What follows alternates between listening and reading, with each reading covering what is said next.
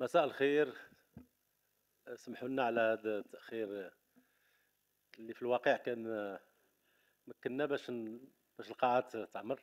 لا شك أنه الحركة السير اللي الناس اللي كيجيو من الرباط والرباطيين كثر اليوم.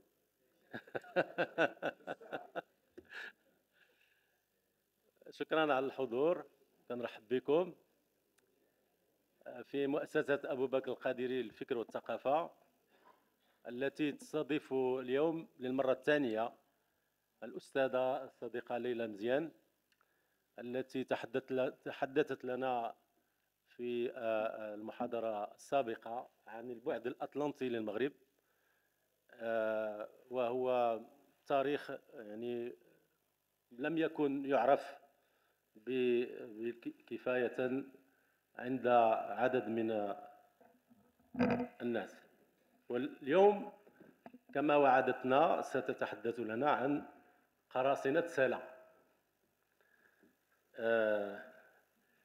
Est-ce qu'il s'agit du Salé actuel, du Salé dit le vieux, ou du Salé le neuf, ou bien il faudrait distinguer entre المجاهدين مثل العياشي وحمد حجي والرئيس اللي كانوا في فيما يسمى بالجهاد البحري الذي كان فيهم عائلات من سلا وعائلات من الرباط. المهم انه غادي يتحدث لنا على هذا الشيء بتفصيل. Leila Mziane, pour ceux qui ne la connaissent pas, je pense que très peu de gens ne la connaissent pas maintenant, est professeur d'histoire moderne à l'université Hassan II de Casablanca. Ses recherches portent sur les économies maritimes du Maroc, les sociétés littorales, les mobilités et la négociation.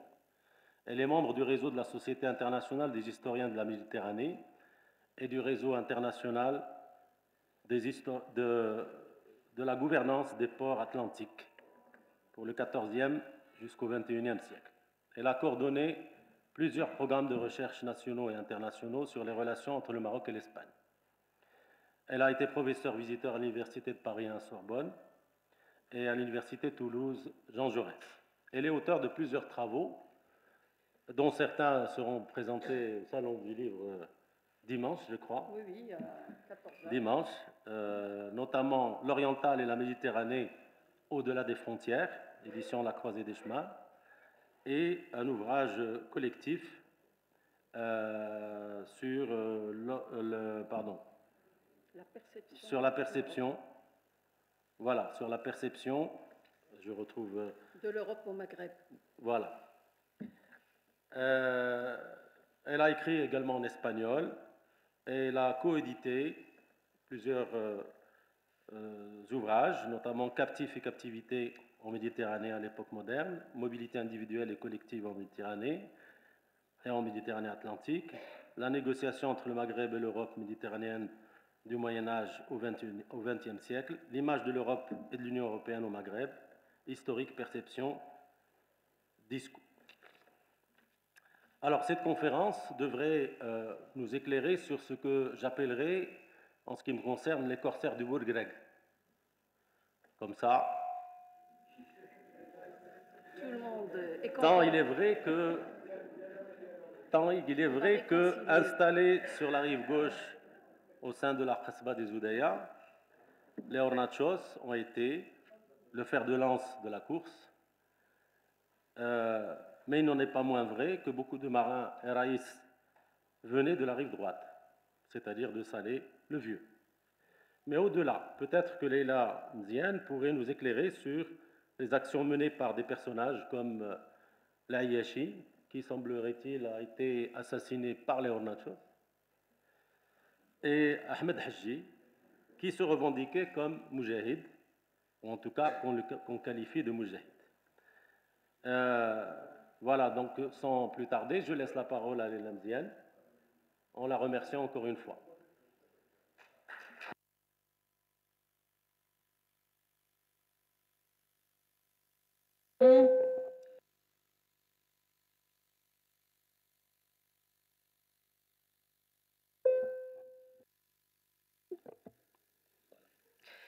Donc, bonjour, chers collègues, chers amis, chers étudiants. Ravi de vous retrouver, j'allais dire de nouveau, dans le cadre de cet effort réussi de la Fondation Qadiri visant à vulgariser l'histoire de ce pays, à la rendre plus accessible que jamais. Aujourd'hui, je vais essayer de poursuivre l'exploration de cet Atlantique marocain. À une période clé de son histoire à travers la guerre de course. C'est le temps des corsaires, c'est le temps des Salétains. Temps long et histoire connectée, tels seront les maîtres mots de cet après-midi haut en couleur. Il faut que je vérifie ce qu'on a là, donc c'est bon.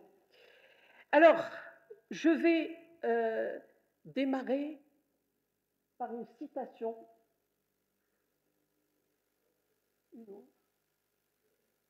Voilà, regardez ce tableau magnifique de la fin du XVIIIe siècle des villes du Bourgreg. Alors, donc, la suivante, s'il vous plaît.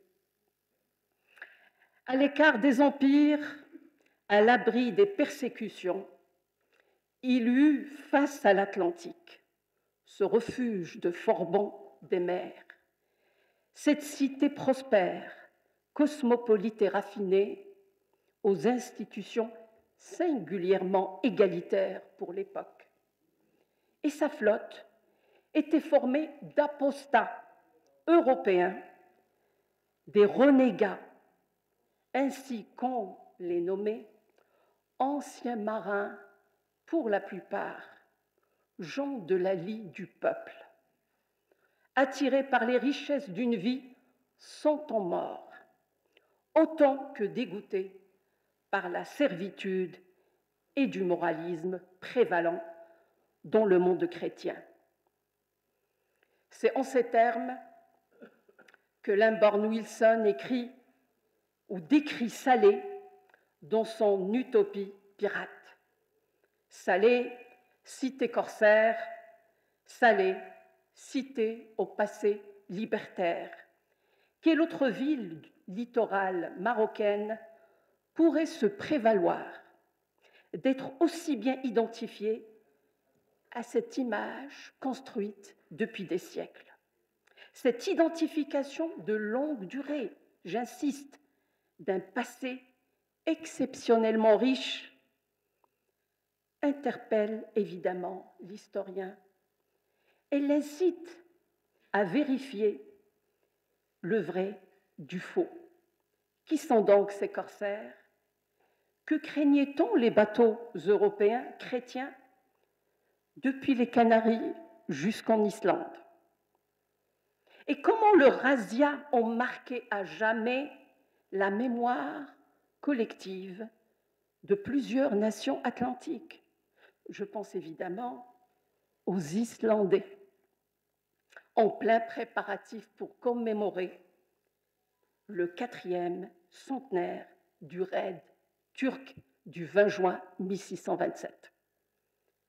Et dernière question, comment la course est-elle devenue pendant plus d'un siècle un puissant facteur d'animation de cette place atlantique hors pair? D'abord, dressant l'état des lieux. Depuis une cinquantaine d'années, de nombreux chercheurs se sont attelés à répondre à ces questions. Je pense évidemment à un officier de la marine, Roger Coindreau, dont le travail demeure aujourd'hui encore un grand classique, Les corsaires de Salé. Ou encore ceux de Louis Bruneau, Jacques Caillé, Henri de Castries, qui restent également remarquables. Certes, nous assistons depuis quelques décennies à un renouvellement du champ de recherche sur la guerre de course, sur la violence maritime. Nous assistons également à ce renouvellement à l'échelle mondiale. Les travaux de Jean Meyer, d'André l'Espagnol, comme ceux de John Bromley, Patrick Villiers, marquent une étape importante dans l'histoire de la guerre de course. En tant qu'instrument volontairement utilisé, intégré au conflit entre États à partir du XVe siècle.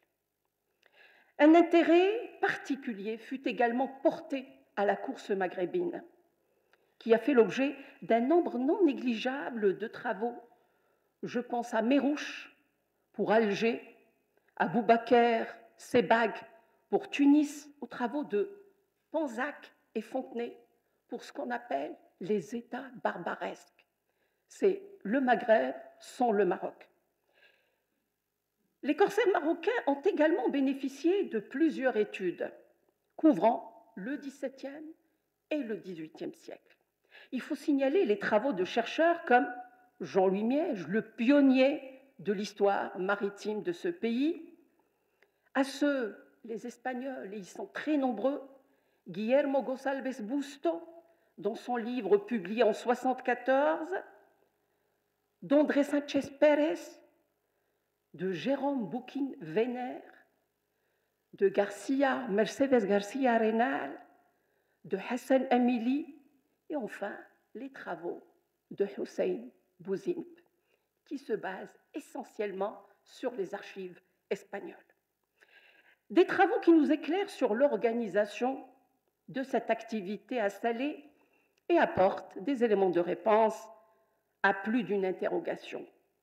Sans oublier mes propres travaux sur la thématique et qui s'arrêtent sur le phénomène corsaire salétain, ses formes, ses finalités et surtout ses conséquences au temps des premiers sultans alaouites, 1666-1727, à la lumière d'un fonds d'archives foisonnant qui a essayé de suivre les traces des voiliers salétains. Ces salétains proclamaient sans ambiguïté, lui de Chénier, consul de la nation française à Salé et père du fameux poète André Chénier, a donné au commerce et à la course de vins redoutables à l'Europe commerçante, et leur nom a conservé l'impression de la crainte qu'ils ont inspirée. Cette affirmation, je ne sais pas si on peut faire passer le... Oui.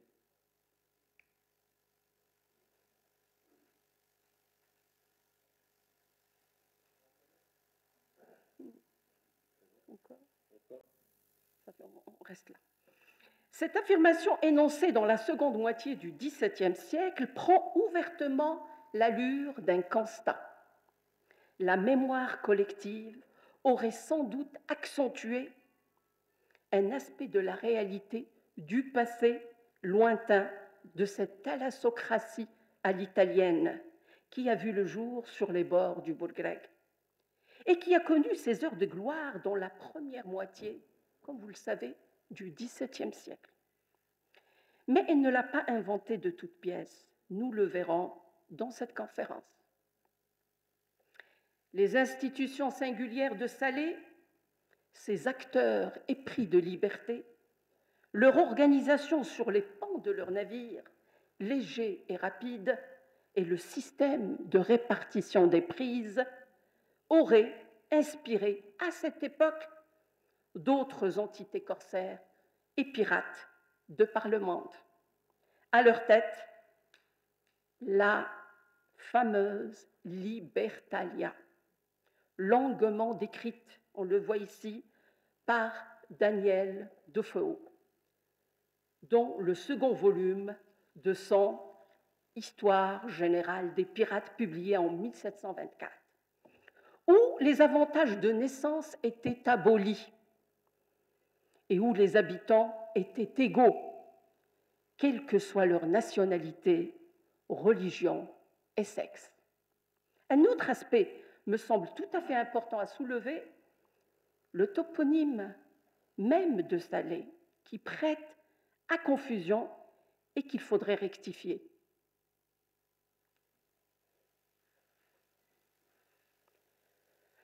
Les corsaires dits de Salé, les Salétains, sont en fait originaires de Rabat qui apparaît dans les sources de l'époque sous le vocable de Salé le Neuf. Certes, les habitants de Salé-le-Vieux, qu'on voit ici, Nuevo Salé, Viejo Salé, Salé-le-Vieux, Salé-le-Neuf, les habitants de Salé-le-Vieux, Salé tout court, s'associeront à cette activité à ses débuts, ou dès ses débuts. Ils prendront même la relève au temps de ce qu'on appelle la course tardive, qui connaîtra une vigueur renouvelée au temps du sultan Sidi Mohammed ben Abdallah à la fin du XVIIIe siècle, 1757-1790. Voire au début, voire jusqu'au milieu du XIXe siècle, avec les exploits de grands raïs qui laisseront leur nom à la postérité, comme Awad ibn Nasri. D'ailleurs, les sources iconographiques viennent à juste titre confirmer cet engouement renouvelé des Salétains pour le grand large et qui amènera de nombreuses expéditions bombardières européennes devant ce foyer corsaire. Des démonstrations navales qui visaient avant tout à faire disparaître cette capacité de nuisance de Salé que représentent les corsaires maghrébins et qui se poursuit de plus belle même après le congrès de Vienne qui met officiellement fin à la violence maritime, notamment la guerre de course, 1815, et ensuite le congrès d'Aix-la-Chapelle, 3 ans plus tard. Parmi ses œuvres, regardez la Kasbah des Oudaya, et on voit aussi la Tour Hassan.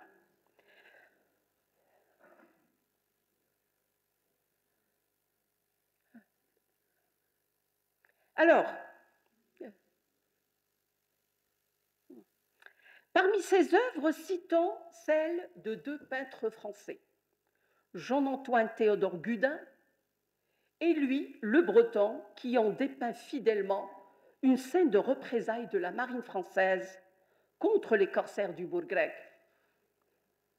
avec le bombardement du Vieux Salé le 26 et le 27 novembre 1851, sous le commandement du contre-amiral Louis Dubourdieu. D'ailleurs, au cours de cette opération, le minaret de Jam el-Kbir fut rudement ébranlé, ainsi que la muraille al-Mouhed.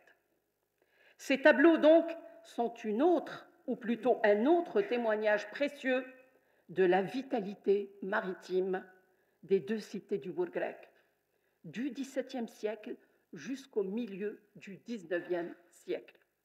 Mais d'abord, arrêtons-nous un instant sur les conditions de la réussite de Salé sur le plan économique, notamment à travers la course. Salé au début du XVIIe siècle, où les conditions d'une irrésistible ascension à l'américaine.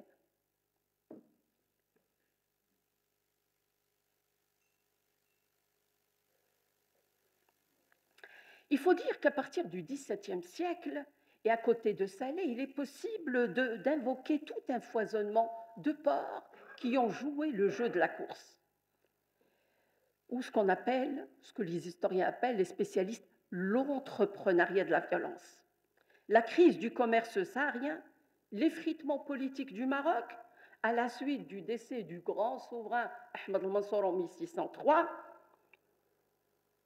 et l'installation, dans plusieurs points du Maroc, de milliers de morisques chassés d'Espagne, avait fait de l'ouverture sur l'économie atlantique une nouvelle réalité pour le littoral marocain. Ajoutez à cela l'effacement progressif de la présence lusitanienne lusitanienne, ça veut dire portugaise, sur de nombreux points côtiers à partir du milieu du XVIe siècle, et qui va incontestablement libérer les potentialités maritimes du Maroc. Et là, évidemment, je vous renvoie aux travaux de Bernard Rosenberger et surtout les travaux d'Ahmed Bouchel, qui vient de publier un livre sur le Maroc au XVIe siècle. C'est un grand spécialiste de la période moderne et de la présence portugaise sur le littoral marocain. Mais parmi tous ces facteurs, la part belle revient aux nouveaux Salétains, aux nouveaux habitants de Salé, avec l'arrivée soudaine des hornacheros, ces fameux hornacheros, ces extrémeignes, et aussi des Andalous de la péninsule ibérique.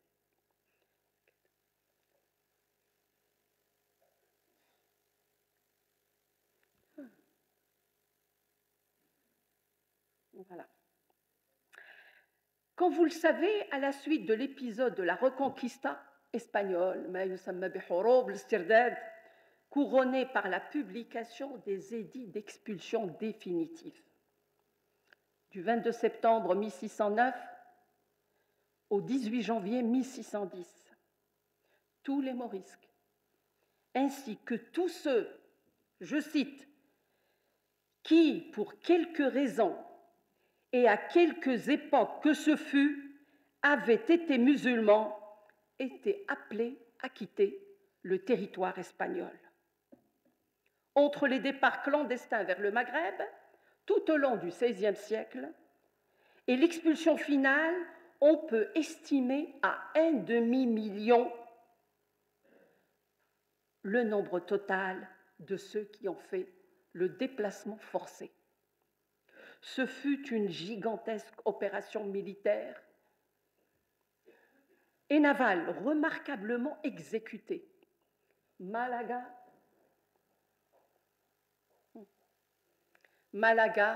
Gibraltar, Tarifa et Cadix furent les principaux ports d'embarquement à partir de l'Espagne. Ils débarquèrent alors à Tanger, à Ceuta, à Melilla.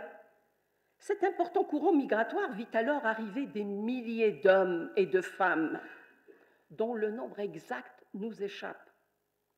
Des villes comme Fès, Tétouan furent entièrement repeuplées. À Salé, désormais leur nouvelle destination, rebaptisée désormais Salé le Neuf, Sel el Jadid, Estrémaigne et Morisque, appelés Andalousioun au Maroc, constituent le fond même de la population urbaine. Leur implantation sur la rive gauche du Bourgreg va complètement changer la physionomie de la région, puisqu'il ne devait se fondre que peu à peu dans le tissu de la population locale. D'ailleurs, les patronymes à consonance espagnole en témoignent amplement. Encore aujourd'hui, faudrait-il le rappeler.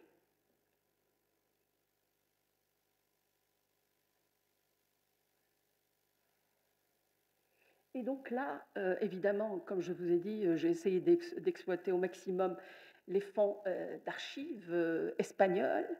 Et là, on a un témoignage d'un certain Julián Pastor qui nous explique que ces expulsés d'Espagne sont venus s'établir à Arrabal, qui veut dire tout simplement Rebat, d'accord? Ils ont construit des maisons dans l'Arrabal, le faubourg à l'époque.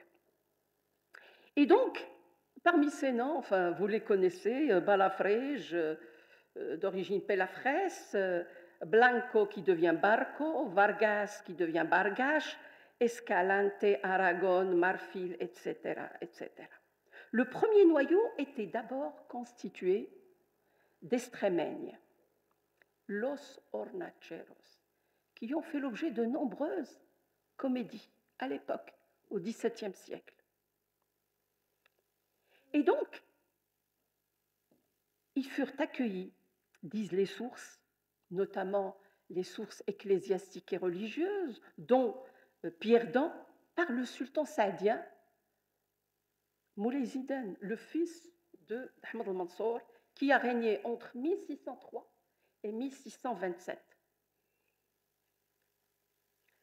qui les fit installer dans l'ancien Raybat de Abd el-Moumen, autour du palais qui existait déjà.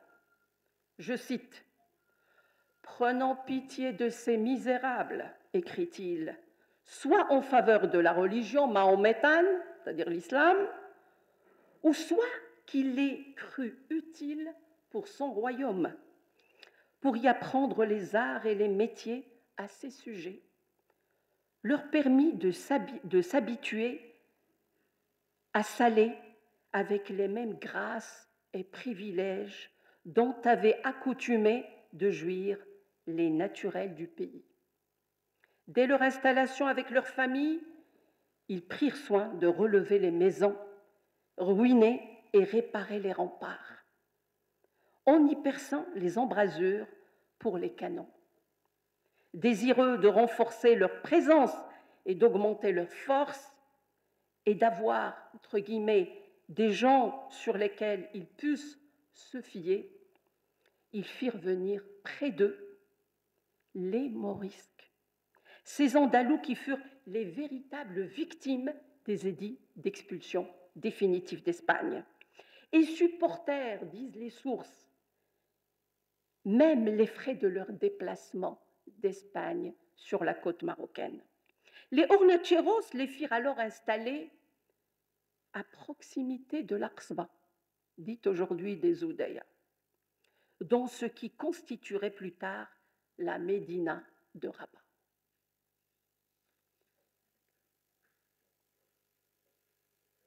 Donc là, il y a 7 tableaux qui retracent l'expulsion des ports espagnols et qui ont fait l'objet d'expositions en Espagne. Et parmi ces tableaux-là, on retrouve celui-là, El Grau de Séville. Ça, c'est à partir du port de Séville. Mais au total, ils sont 7 au total.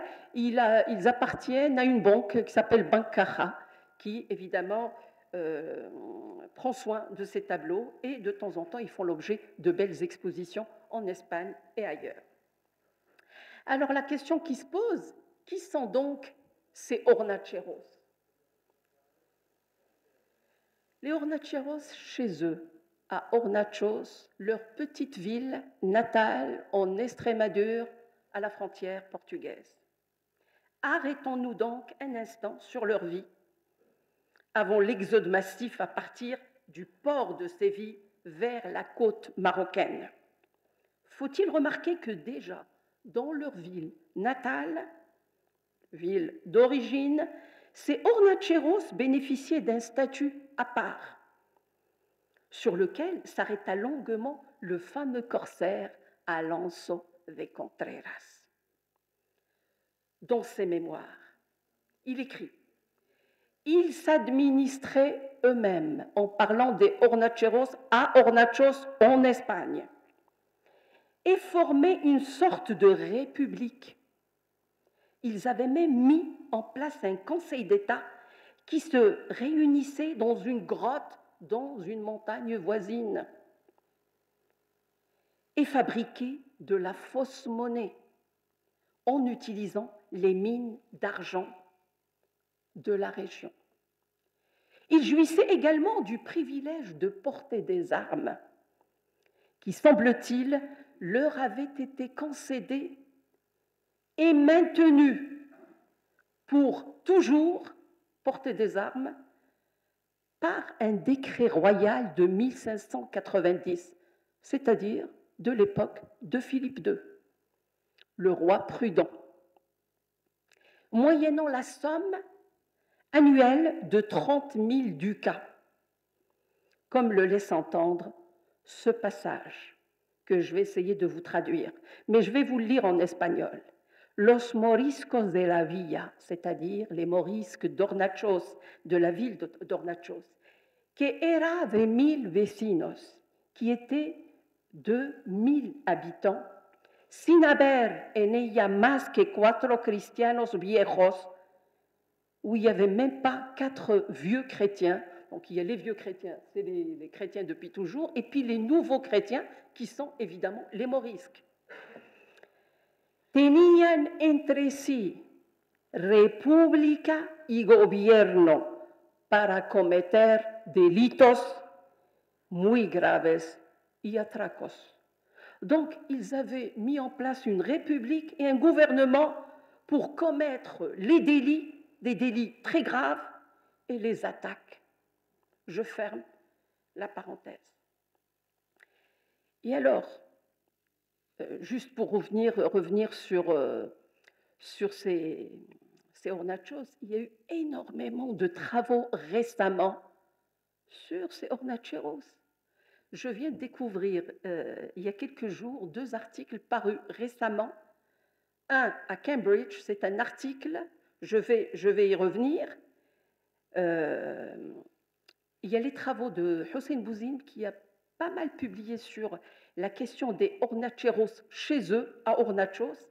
Et puis hier, je découvre un autre article qui vient d'être publié, je crois au mois de mars ou au mois de février, dans la revue Sharq al-Andalus. Un article de 34 pages, je vais y revenir parce qu'il démystifie, comme on dit, le mythe des hornacheros. J'y reviendrai.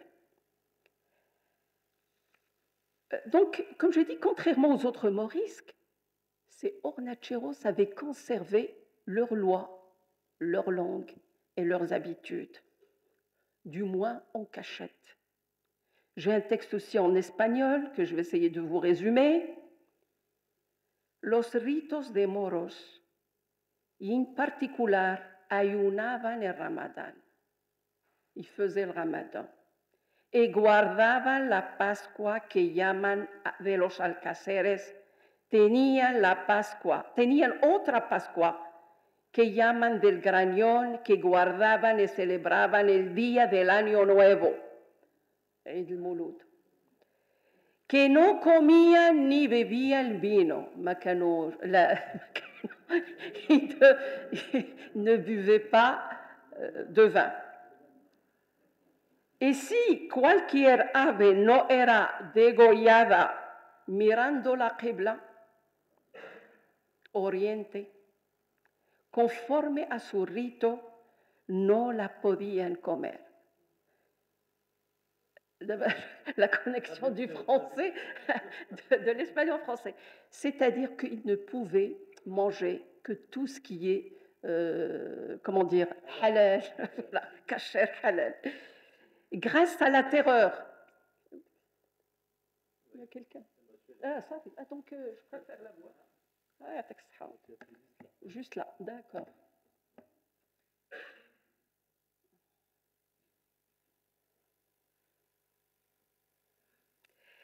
Grâce à la terreur qu'ils inspiraient et à la corruption d'agents de la cour et de l'Inquisition, dont ils achetaient la complicité, ils étaient parvenus à se soustraire à toute poursuite. Les travaux récents d'Alberto Marcos Martín jettent une nouvelle lumière sur les raisons de l'expulsion des hornacheros. Ces gens qualifiés chez eux de riches et puissants. Des raisons essentiellement, dit-il, liées aux luttes pour le contrôle du pouvoir local à Hornachos et à la vente des offices de la ville, des offices municipaux de la ville, entre donc les luttes entre les vieux chrétiens et les nouveaux chrétiens, ces musulmans récemment convertis, et qui étaient, comme j'ai dit, des hommes riches, extrêmement riches et puissants, et qui constituaient un véritable obstacle à l'ascension des premiers, c'est-à-dire les vieux chrétiens, dans l'échelle sociale. En janvier 1609, ils s'embarquent en une série de 3 expéditions vers les environs de Tétouan, où ils arrivent humiliés, sollicitant de leurs coreligionnaires la faveur de s'établir dans quelques coins. Mais, comme ils furent mal reçus, ils furent aussitôt reconduits à la ville de Rabat, Ribat al-Fath, qui, d'après l'historien canarien Luis Alberto Anaya Hernández, aurait à elle seule accueilli presque 3000 hornacheros et environ 10 000 andalous, soit 13 000 hommes. Le sultan Moulay Zidane leur donna une organisation militaire et leur fait même tenir garnison dans la Casbah. Ce que les sources européennes appellent désormais Salétains, trouveront donc dans ce territoire le point idéal d'où partira leur vengeance. Car dès leur installation sur la rive gauche du Bourgreg, ils se lancèrent sans merci dans l'armement corsaire, en organisant et commandant eux-mêmes, évidemment, les navires.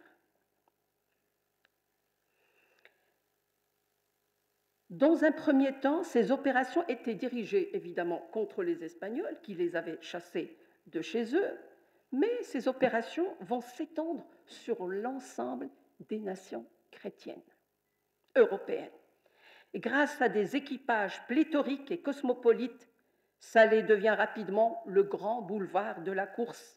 Ses corsaires sont partout et rabattent vers le port, captifs et marchandises.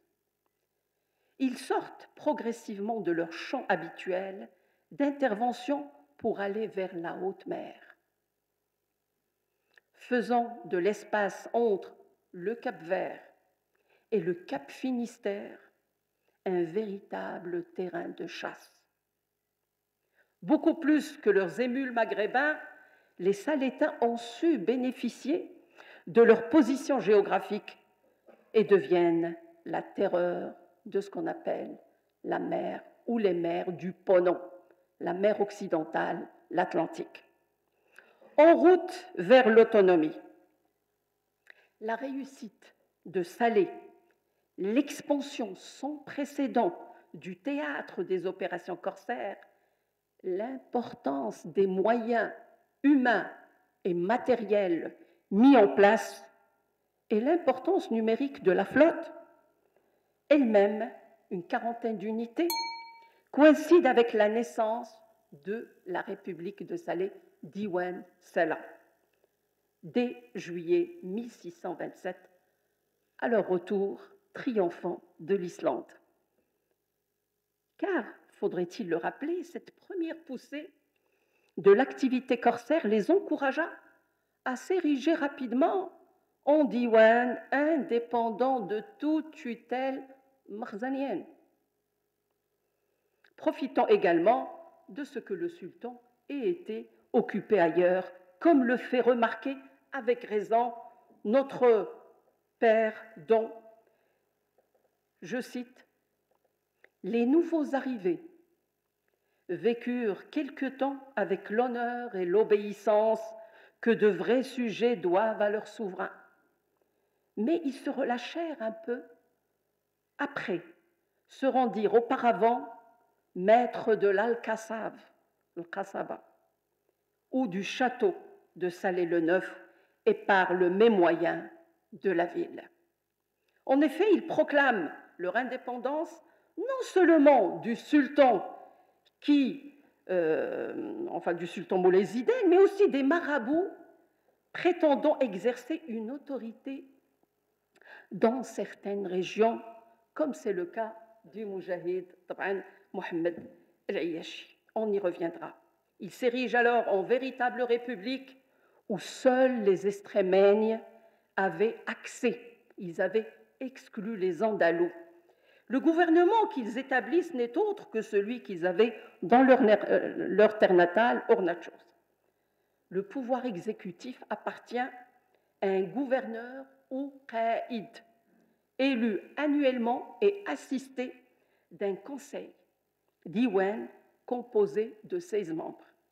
Ces derniers sont chargés, à travers l'intendance de la marine, de remettre les commissions aux corsaires, ce qu'on appelle ijazat ou le bara'at ou les lettres de marque dans la littérature européenne. Quant à la justice, elle était rendue, selon les coutumes andalouses, par deux qadis originaires d'Espagne. L'attachement à la patrie perdue explique largement leur visée. Ici, on a un passeport, voilà, un beau passeport qu'on remettait aux corsaires. Donc, comme j'ai dit, l'attachement à la patrie perdue explique largement leur visée politique, militaire et économique.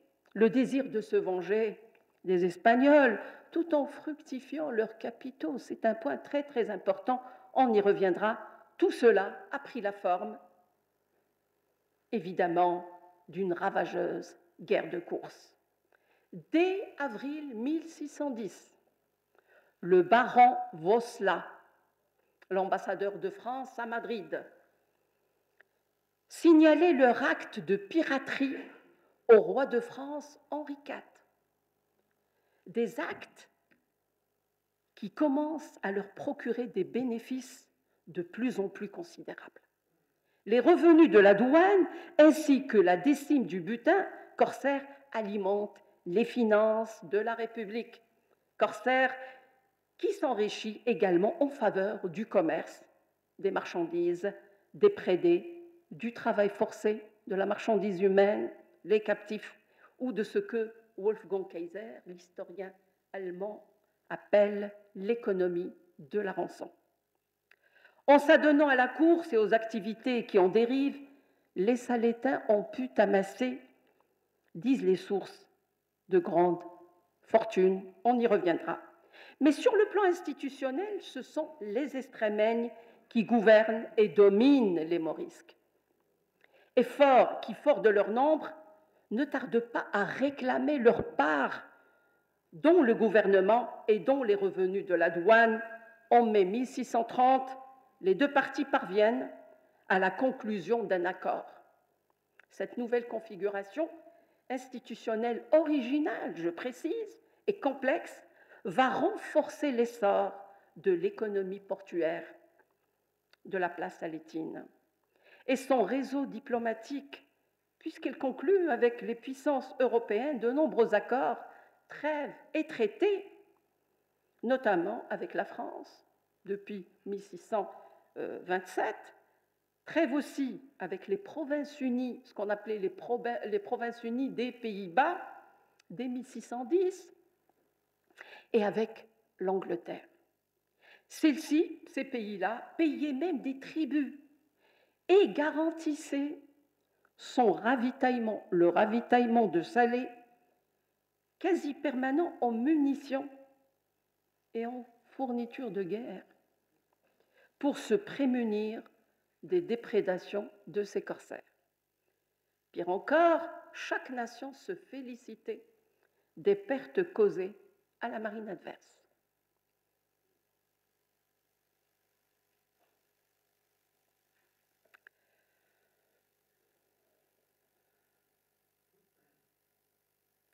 Mais revenons sur la question des rapports que ces Andalous fraîchement installés à Rabat entretenaient avec leurs voisins, ceux d'en face, ceux de cette rive. On ne saurait trop insister sur le fait que les habitants des régions voisines ont toujours douté de la sincérité de la foi de ces pseudo-musulmans, qu'on appelle aujourd'hui Muslimin Arbat, non? Ne les qualifiait-il pas de chrétiens de Castille, Nasara Qshtala? Et Sidi el-Ayashi, on revient au Moujahid, Sidi el-Ayashi, leader du mouvement maraboutique dans le Gharb, en cherchant à s'emparer de la Kasbah pour s'assurer évidemment la maîtrise de l'estuaire du Bourgreg et surtout des revenus de la douane et du butin corsaire, qui étaient des revenus très très importants. Ne les accuse-t-il pas de faire cause commune avec les Espagnols, notamment ceux des tauros, des présides? N'oublions pas que les Espagnols avaient, dans une nouvelle vague contre le littoral marocain, on leur avait cédé l'Arèche, le Mamoun avait cédé l'Arèche en 1610. J'en avais parlé peut-être la dernière fois. Il n'a même pas reçu l'argent de cette cession de l'Arèche. Il est mort sans avoir reçu l'argent promis. Et puis le Ma'moura, en août 1614. Donc les Espagnols se sont implantés pas loin de cela. Et alors, donc,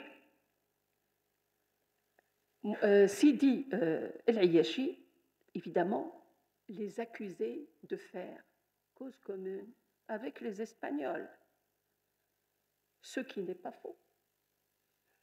On y reviendra, texte à l'appui, dont le traité que Sidi El-Ayashi a signé avec le roi d'Angleterre en 1600, le 13 mai 1637, il va même jusqu'à demander à ses alliés anglais de bloquer Salé le Neuf, jusqu'à la soumission, dit-il, c'est lui qui dit ça, jusqu'à la soumission des assiégés traités d'eux, j'ouvre les guillemets, petite bande d'infidèles, qui s'étaient écartés et séparés de la religion orthodoxe, jusqu'à ce qu'ils rentrent dans la communauté des musulmans et conforment leurs pratiques à celles de ceux-ci. Le moujahid du vieux Salé, Mohamed El-Ayashi, parvient même à obtenir des ulama une consultation, une sorte de fatwa, au terme de laquelle il était licite, c'est le texte, il était licite de lutter contre les Andalous qui avaient forfait à Allah et à son prophète. Les musulmans bannis d'Espagne et installés au Maroc ont en effet conservé l'usage de l'espagnol. Les membres du Diwan l'utilisent aussi bien dans leur correspondance que dans les traités conclus avec l'Europe jusqu'à la fin du XVIIIe siècle. Les instigateurs de la course, on l'a vu, ont gardé intact leur nom espagnol, ou à peine les ont-ils déformés. D'ailleurs, ainsi que le fait remarquer le voyageur anglais John Harrison, la plupart des réfugiés de la péninsule ont été baptisés. Et beaucoup, je cite ces propos d'Harrison, sont d'aussi bons, sinon de meilleurs chrétiens qu'il y en a en Espagne. D'autres Andalous, à la suite d'apostasies plus ou moins fréquentes, étaient d'une foi incertaine. Pour les pères capucins, c'est un ordre religieux, les habitants de Salé-le-Neuf, aujourd'hui Rabat, étaient encore chrétiens en leur âme. L'un de ceux-ci, à qui le gouverneur de Mazagan était portugaise, demandait si sa nostalgie de l'Espagne s'atténuait, répondit en pleurant et avec une grande émotion qu'il était chrétien et s'en remettait à Dieu pour mourir en Espagne. Fin de la citation. Il faut dire que les tractations et les négociations avec les Espagnols pour leur céder l'Aqsba des Oudéa, l'Alcazab et l'Alcazar, et revenir à la terre qui les a vus naître, n'ont jamais cessé, ces négociations avec les Espagnols, et continuent jusqu'à 1640. Il faudrait garder en tête le contexte. La grande crise du règne de Philippe IV d'Espagne entre 1628 et 1640, période qui coïncide avec la République, la naissance de Diwan Sala, qui veut à tout prix, ce roi espagnol voulait à tout prix prendre l'Aqsba des Oudayas, enfin qu'on n'appelait pas à l'époque des Oudayas, mais on l'appelait l'Aqsba, et les archives espagnoles sont là pour nous rappeler les plans successifs mis en place pour exécuter cette opération d'envergure.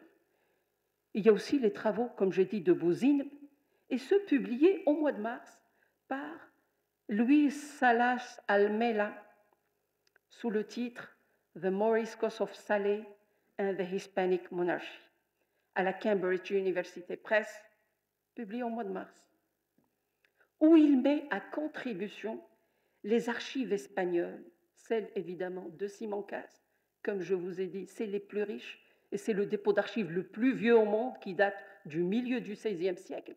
Mais il y a un autre dépôt d'archives privé qui vient d'ouvrir ses portes. C'est une mine inestimable de documents sur le Maghreb d'une manière générale, mais surtout sur le Maroc, parce qu'il appartenait à la Casa Medina Sidonia, la maison qui était chargée de ces négociations avec le Maroc.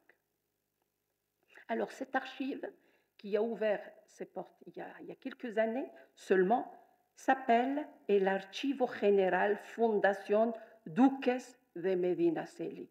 C'est pas loin de Cadix. Alors il faut croire que les nouveaux Salétains considéraient la lutte contre les chrétiens comme une revanche, et que pour eux, le regret de la patrie perdue l'emportait sur les préoccupations d'ordre religieux. Ils n'étaient pas en communion d'idées avec le Moujahid Layeshi. Et quand ils prononçaient le mot jihad, ils pensaient à toute autre chose que la guerre sainte vue et vécue par les leaders maraboutiques locaux. Dans ces conditions, comment peut-on qualifier les corsaires de Salé au début, parce qu'il y a une périodisation qui change avec le temps, et l'activité maritime à laquelle ils se sont adonnés avec succès de jihad maritime, du moins à ses débuts. Là, on est au début du XVIIe siècle. On sait que les choses vont changer par la suite. Avec le temps, la violence maritime, on le verra, va changer de couleur, déjà sous les premiers sultans alaouites, Moulay Rachid, Moulay Ismaël, et surtout à l'époque de Sidi Mohammed ben Abdallah. Mais quelles sont les autres clés de la réussite des corsaires? Ici, on a quelques gravures magnifiques, celles-là, émanant des archives de Simancas que je viens de citer. Et toutes, on peut les retrouver, elles sont sur Internet, on peut les consulter, agrandir, zoomer, tout ce que vous voulez. Ils sont très, très riches en renseignements. Là, ce que vous voyez là, évidemment, une des clés du succès des corsaires, c'est la prise de l'Marmora par les Espagnols en août 1614. Marmora, c'était un foyer plutôt de pirates anglais, anglo-saxons et hollandais. Donc, à la suite de la capture ou de la prise de Marmora par les Espagnols, les pirates sur place, ils étaient quand même 3000 personnes, hein, et ils avaient le choix entre repartir en Europe ou partir à Salé, qui était à 2 encablures de Marmora. Parmi les grands pirates de Marmora, il y a un grand-duc très connu qui s'appelle John Mainwaring, qui nous a laissé ses mémoires de son passage par la côte marocaine, notamment de Marmora. Là, on voit l'investissement de Marmora par la flotte espagnole conduite ou sous le commandement de Luis de Fajardo, qui a mobilisé une flotte extraordinaire pour prendre le port de Marmora, aujourd'hui Médilla. Alors, cette rapine maritime s'est avérée très rentable. se créa alors un mirage lié à la richesse de la ville. Aussi bien chez les populations, évidemment, des environs salés, mais tout l'Interland qui n'a pas cessé de s'élargir. Ce fut le cas des habitants, comme j'ai dit, de Salé-le-Vieux, qui vont s'associer rapidement à cette branche lucrative.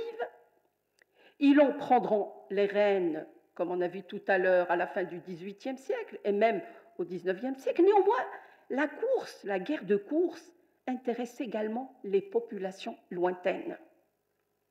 Des aventuriers de tout acabit, corsaires et marins, maghrébins aussi, beaucoup d'Algérois, Turcs et surtout des Européens ou corsaires ayant fui les ports occupés par les Espagnols. Restés chrétiens, ces Européens, ou islamisés, ceux qu'on appellera par la suite los renegados, les renégats, les Uluj. Alors Salé devient un port corsaire offrant un accueil institutionnel, financier et militaire à tout marin désirant s'installer. À côté des morisques, l'élément social le plus important parmi les corsaires était sans doute celui des islamisés, les fameux renégats. Uluj, turcs de profession. Enfin, on a de nombreux noms pour les qualifier, les apostasiés, les reniés, les nouveaux mahométans. Bref, la liste est longue. Qui viennent tenter leur chance sous le ciel salétain. Les promesses de butin de la course et l'ascension sociale, c'est très important, rapide, ne manquent pas d'attirer aussi portugais, espagnols, français. Parmi les plus redoutables, sur mer figure un groupe solide de renégats. Là, une belle photo aérienne de l'Aqsa, et on voit la mosquée almohade, le minaret almohade.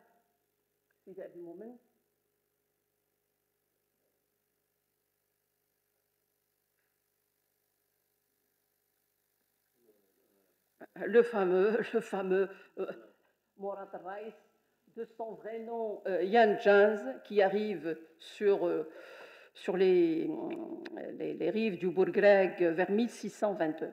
Là, on a sa signature, Morat Rais, et là, c'est un tableau qu'on retrouve, qu'on peut visiter, qu'on peut voir au musée du Louvre. C'est le fameux Jan Janssen, voilà, le fameux corsaire hollandais qui est resté dans les annales de la course salétine. Et donc, Morat Rais, comme j'ai dit, dont l'apparition sur le terrain salétain coïncide avec les débuts de la course vers 1622. Morat Rais a été capturé, juste pour rappel, par les corsaires algériens, enfin plutôt à l'époque algérois, hein, faisant référence à Alger. Il a été capturé aux îles Canaries à Lanzarote. Il a été acheminé à Alger, où il se convertit en 1618. Il a été pris sous l'aile d'un grand autre renégat hollandais, mais dès sa mort vers 1622, il choisit de partir au Maroc, à Salé. Cet Hollandais illustre par sa trajectoire, je lui ai consacré de nombreuses biographies, et même dernièrement, la télé hollandaise vient de passer 4 ou 5 épisodes de la vie, qui retrace la vie de ce corsaire hors pair, surtout lorsqu'il était au Maroc, et même à Alger, parce qu'il a fait le tour de tous les grands foyers corsaires. Et donc, ce corsaire, ce raïs hollandais, qui illustre par, comme j'ai dit, sa trajectoire personnelle, son extraordinaire audace et sa maîtrise des sciences de la navigation, le glissement sans précédent de la géographie de la course vers les espaces océaniques. Il y a un avant et un après Morad Reiss. Il volera de prouesse en prouesse et portera le titre d'amiral de la flotte salétine. Comme adjoint, il désigne un de ses compatriotes hollandais, Mathis van Bostel Austerlitz. Le nom de Morad Reiss est étroitement lié, évidemment, à l'extraordinaire odyssée de l'expédition qu'il mena, tambour battant, jusqu'en Islande le 20 juin 1627. À la tête d'une escadre de 3 navires, il pilla les côtes islandaises, le sud-ouest de l'île, et plus précisément Grindavik, et le 21 du même mois, Bessastaðir.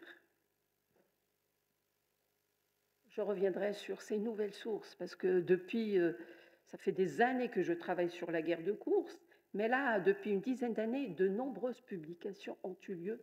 Parmi ces publications-là, la publication d'une source importante pour connaître cette double expédition de l'Islande. Parce que ce qui est important, c'est qu'il y a eu 2 expéditions vers l'Islande. C'est ce qu'on a lu dans ce récit. C'est un récit de captivité d'un pasteur islandais pris, non pas par les Salétains, mais par les Algérois. Parce que les Marocains sont partis le 20 juin, 3 semaines plus tard arrivent les Algérois, mais à l'est de l'île de l'Islande. Et donc, ils vont prendre 400 captifs, parmi lesquels ce pasteur Olafur. Et ils vont l'acheminer à Alger. Une semaine après, il lui demande de rentrer en Islande pour chercher l'argent et pour chercher la rançon, pour évidemment libérer ses coreligionnaires. Et donc une source très très importante. Cette source, on ne la connaissait pas, ou plutôt on la connaissait, mais le problème c'est qu'elle a été publiée en islandais. Qui va lire l'islandais? Après, elle a été traduite au XVIIIe siècle en danois. Donc je ne vous dis pas, on ne savait pas ce qu'elle contenait jusqu'à ce qu'elle soit publiée récemment par un Islandais. Donc voilà, et surtout mon ami Adam Nichols, qui va sortir un nouvel ouvrage qu'il a appelé La Razzia, je crois, du Nord. J'espère qu'on le trouvera au Salon du Livre. Et donc, Carl Samari Eriksson et Adam Nichols. Et il y a un autre ouvrage, on y reviendra, de Thorstein Eriksson, Le long voyage de l'Islande. C'est un livre de 400 pages, publié chez le grand éditeur Brill. D'accord? Donc, il y a eu beaucoup, évidemment, d'informations nouvelles sur ce double sac de l'Islande. Donc, Morad Reiss, pour revenir à notre homme, en ayant pour lieutenant 3 renégats anglais et pour pilote un esclave ou un captif danois à qui on avait promis la liberté. Je vous renvoie évidemment à ses travaux. Et Thorstein a de nombreuses publications, à part le long voyage en Islande. Je viens de lire récemment un article intitulé « Le récit historique comme thérapie collective ». Ce sac de l'Islande a marqué la mémoire collective des Islandais. Je vous ai dit tout à l'heure, en démarrant cette conférence, qu'on est en train de préparer le 4e centenaire, la commémoration du sac ou du raid turc par Turc. Enfin, les Marocains n'étaient pas des Turcs, mais par Turc, on entend à l'époque musulman. Le raid turc, c'est comme ça qu'il est entré dans la mémoire collective des Islandais, a marqué la mémoire collective de cette île lointaine. Et donc, voilà. Donc, les Maghrébins aussi ont été présents dans les villes corsaires, des Maghrébins originaires de de Tripoli, Tunis et Alger. On a ici même une liste de noms, on y reviendra, voilà. Donc on a quelques noms. Sans oublier les Marocains de l'intérieur, puisqu'on assiste à la mobilité, évidemment, d'un grand nombre de ruraux à la recherche du travail dans la ville de Salé, une ville en plein essor en tant que corsaire. La réussite de Salé et l'expansion spectaculaire du théâtre des opérations corsaires s'expliquent également par les moyens matériels mis en place. Ainsi, l'importance numérique de la flotte reflète l'évolution de l'ensemble de la guerre de course et coïncide avec la première grande poussée de la course, lorsque Salétain et Tétouanais pouvaient aligner jusqu'à 60 unités. Là, regardez. Donc, il y a les noms. Il y a un Sobrihi, il y a même un Fassi. Oui, oui, Torfli, il y a un peu de tout. Hein, donc, sauf que cette liste, évidemment, c'est des corsaires qui ont été capturés par le grand corsaire dunkerquois Jean Bart en 1681 et emmenés en captivité en France. Donc j'ai trouvé la liste dans les archives nationales de France, à Paris. Et donc, voilà, donc, avec nom, prénom, etc. Donc là, on a évidemment un élément important qui est l'évolution de la flotte corsaire salétine, car il faut le dire, les navires corsaires avaient deux qualités principales. D'abord la légèreté et la petitesse et la grande vitesse, qui sont à la base de l'efficacité des opérations, car les razzias maritimes dépendaient essentiellement de leur grande mobilité, tant pour l'attaque que pour la dérobade. Ces bateaux sont généralement munis de deux mâts, sawari, ayant comme le note avec raison Jean-Baptiste Estel, le consul de la nation française à Salé, une voilure disproportionnée par rapport à la coque. Un de leurs vaisseaux, écrit-il, de 20 canons a autant de voiles que ceux du roi de 40. Outre ces caractéristiques, le logement, voilà, il y a quelques photos.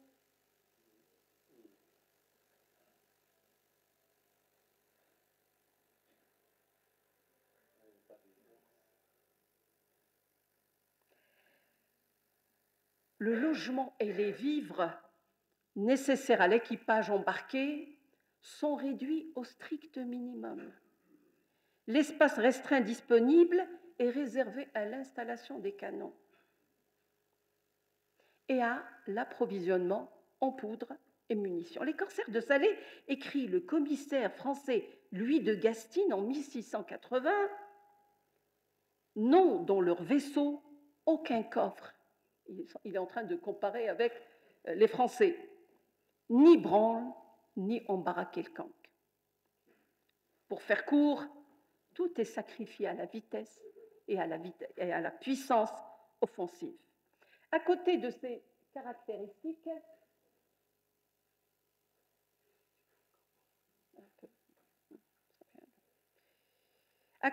caractéristiques, techniques, l'armement corsaire de Salé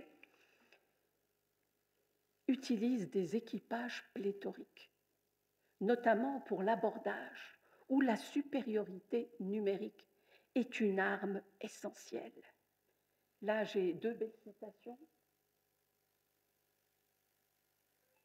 Quel spectacle épouvantable que l'attaque de ces pirates, il fait allusion évidemment aux pirates corsaires en fait de Salé, de voir avec quelle fureur ils entrent quand ils attaquent un vaisseau. Ils paraissent d'abord sur le tillac, les manches retroussées jusqu'au coude, le cimeterre en main, poussant tous ensemble des hurlements épouvantables afin d'abattre le courage de ceux qui les entendaient.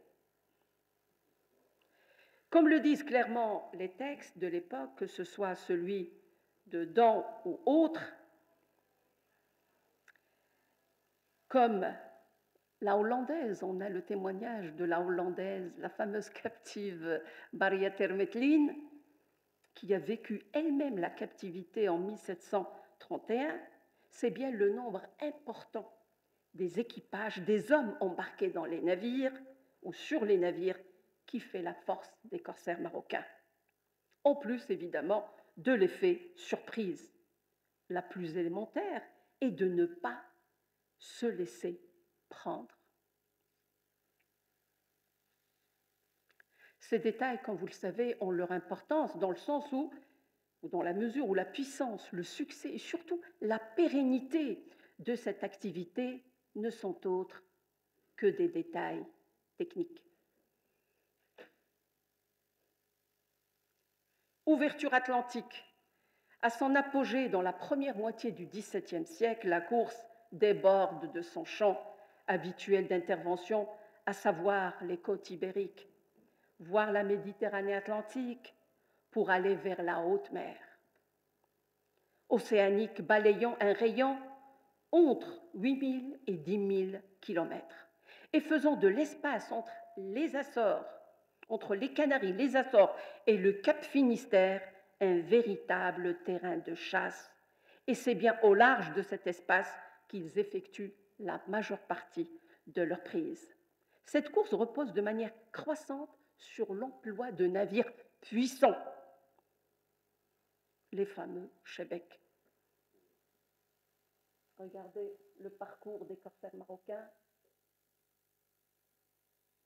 sur le pont d'un Chebec, le fameux navire corsaire par excellence. Les corsaires ont su bénéficier de leur position géographique et de leur savoir-faire en matière navale pour devenir la terreur des mers. Mon Dieu, gardez-nous des Salétains, disait une prière dans le diocèse de Coutances. Je ne sais pas si vous voyez où se trouve ce diocèse. Il se trouve dans la Manche, en Normandie, en Basse-Normandie. Moi, j'ai fait mes études en Normandie, donc je connais un peu Coutances. Et là, regardez cet ex-voto. Et alors, les Européens avaient coutume d'offrir des ex-voto pour, évidemment, les prémunir. Ils les accrochaient dans les églises pour qu'ils soient prémunis des attaques de corsaires marocains, mais aussi algérois, tunisois et tripolitains. Et comme ça, des ex-voto, il y en a beaucoup, surtout en Espagne, aux Canaries, en Galice, au nord-ouest de l'Espagne. En effet, les Salétains ont développé de longues campagnes d'été sur des théâtres plus septentrionaux, encore mal protégés. Leurs pérégrinations les ont emmenés jusqu'au large des Sorlingues. Regardez où se trouve, vous voyez un peu où se trouvent les Sorlingues, Cornouailles, c'est au sud-ouest de l'Angleterre. J'ai ici, je pense, une carte, une très belle carte.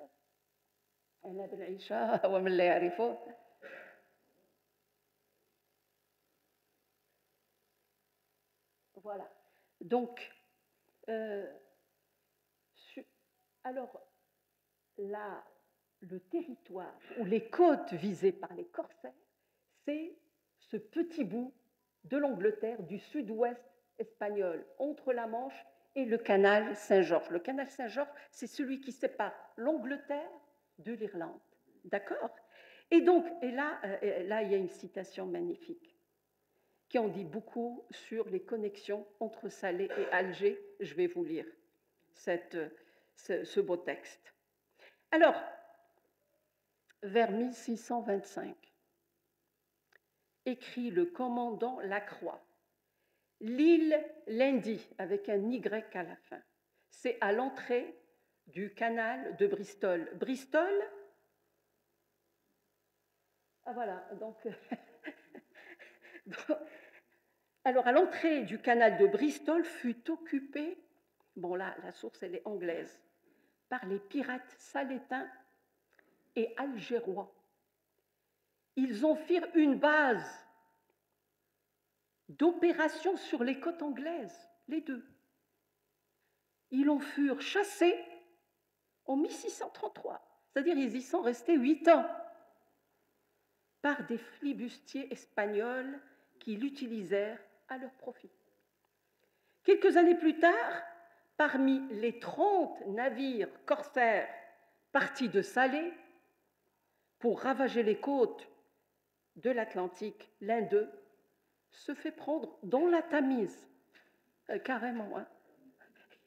Il a évidemment longé le canal de la Manche pour entrer dans la Tamise, pas loin de Londres. En effet, depuis la rupture de la paix de 1631, avec les Salétains, l'Angleterre s'est exposée à leur déprédation dans ses propres eaux. Mais ce sont les années 1635 et 1636 qui ont été couronnées de succès, des succès les plus brillants.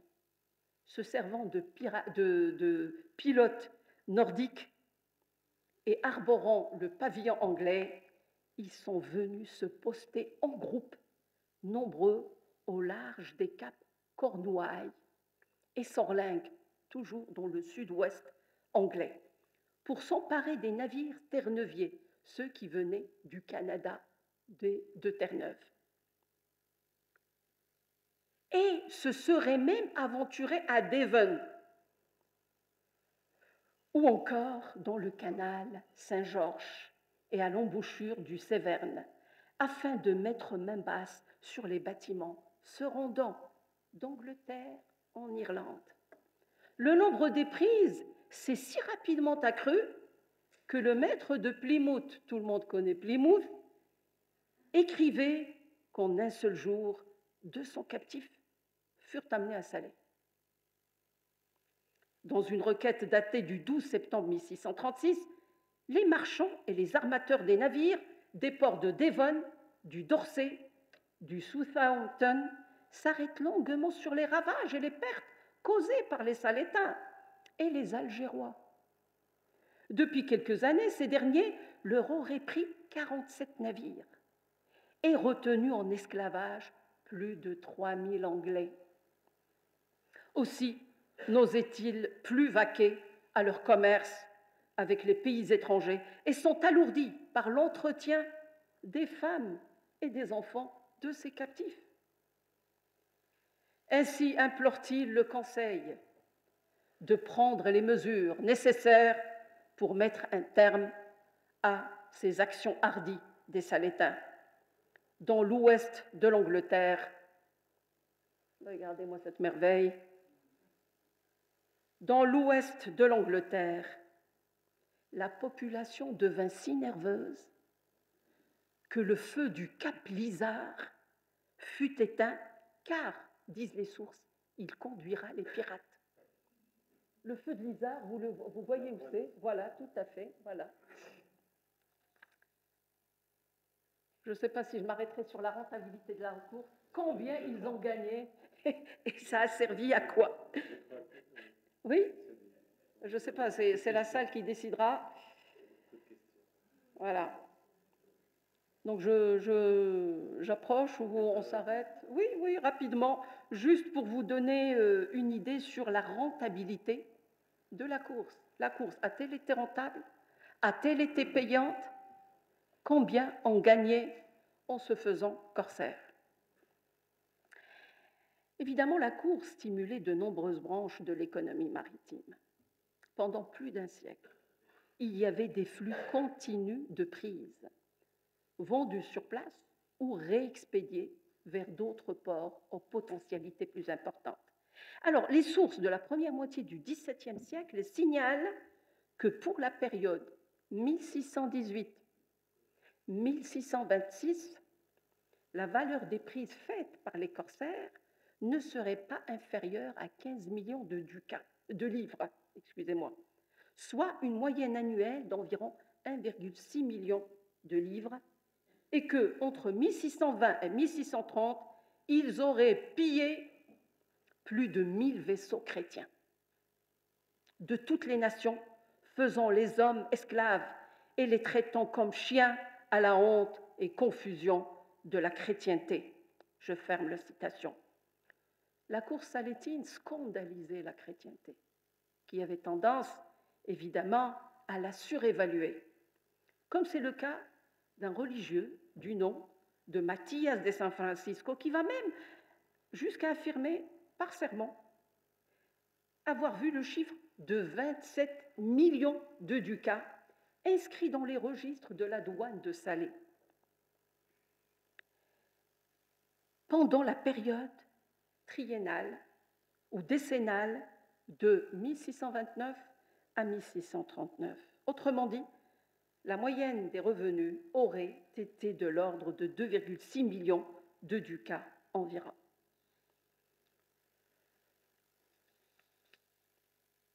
En effet, tout le monde trouvait son compte dans l'activité rentable de la course. Les prises ont avant tout contribué à faire des villes corsaires de grands marchés cosmopolites, attirant des acheteurs et des hommes d'affaires spécialisés dans ce type de commerce.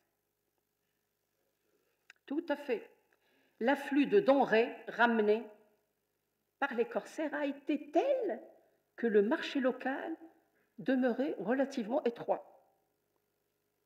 Inciter les commerçants à réexpédier ailleurs, vers Cadix, vers Livourne, vers les ports français, notamment Marseille, une partie des prises ramenées par les corsaires. L'économie de la rançon contribuait également à développer les transactions sur place ou en relation avec les réseaux marchands étrangers et à assurer d'importants profits garantissant à cette place portuaire atlantique son rôle d'animation de la vie économique et urbaine en lui conférant une dimension supplémentaire par rapport à ses activités normales avant la guerre de course ou après. Pour conclure, il en va de soi que cette présentation, qui a essayé de restituer une réalité historique très complexe et de longue durée, reste sans doute incomplète. Mais force est de constater que cette fameuse République de Salé